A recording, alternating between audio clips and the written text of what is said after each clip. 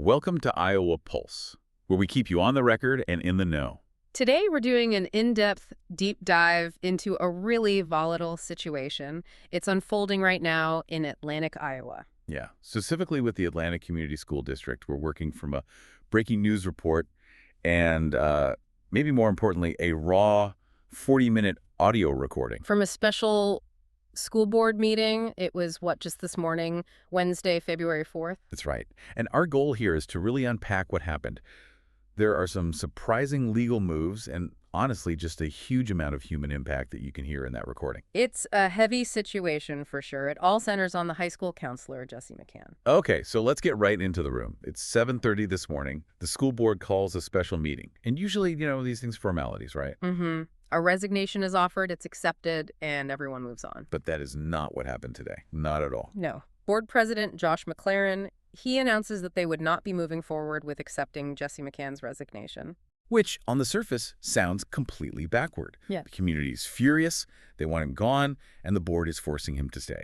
It seems that way, but if you listen to the community members, especially a speaker named Cody James, this was exactly what they demanded. Why? Because it's the only way to stop what they kept calling passing the trash. It's a legal strategy. Okay, explain that. Well, if the board accepts a resignation, that's often the end of it. The personnel file is basically sealed. He keeps his license, he can go get a job in another district, and nobody's the wiser. So by saying no to the resignation, They keep him under their jurisdiction. It means they can proceed with a formal termination, an investigation, and have it go on his permanent record. It prevents him from just walking away clean. I see. So it's a much harder move, but it has a more permanent result. Exactly. And McLaren and another director, Jeannie Jordan, they were careful. They cited state law on personnel confidentiality. But they did confirm an investigation is happening. Yes. They confirmed the Atlantic Police and the Cass County Sheriff are actively investigating. And that investigation, it's the backdrop for some really, really disturbing allegations we hear in that audio. The public was not holding back. Not at all. People were accusing McCann of specific grooming behaviors. Things like inappropriate texts, physical boundary violations. Yeah. There was even a comment about him telling students he was waiting for them to turn 18. It's just gut-wrenching to listen to. And what makes this even more complex is that it's not just about what's happening now. Right. This is where it gets even darker. Yeah.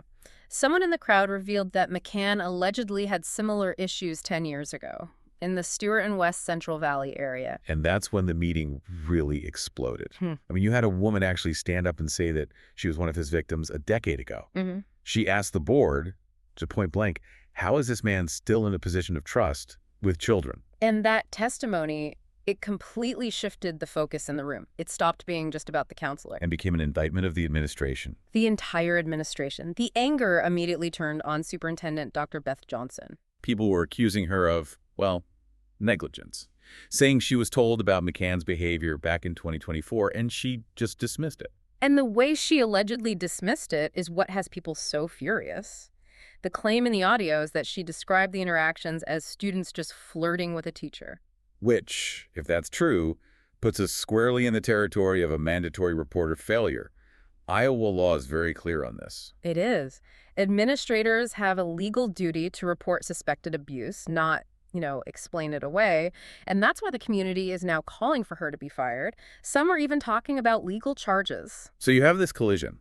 The board is trying to navigate a tricky legal path to make a firing stick, while the community feels the entire system failed to protect their kids for years. It really leaves you with a critical question, doesn't it? It's something for everyone to think about. How do we balance the legal due process that every employee is owed with the absolute moral imperative for immediate transparency when child safety is at risk? That is the question at the heart of this.